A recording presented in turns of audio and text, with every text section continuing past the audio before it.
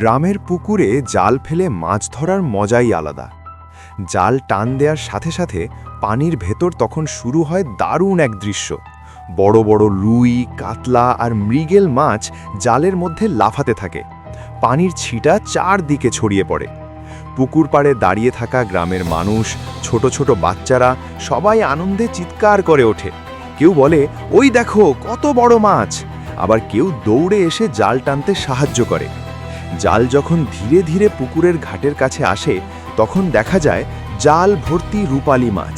সূর্যের আলোয় মাছগুলো ঝিলমিল করছে, যেন পুরো পুকুরের আনন্দ একসাথে ধরা পড়েছে এই জালের ভেতরে। এই দৃশ্য শুধু মাছ ধরা নয়, এটা গ্রামের মানুষের মিলন, আনন্দ আর একসাথে কাজ করার এক সুন্দর মুহূর্ত। গ্রামের পুকুরে বড় জাল ফেলে মাছ ধরার এই আনন্দ যে একবার দেখেছে সে কোনোদিন ভুলতে পারে না।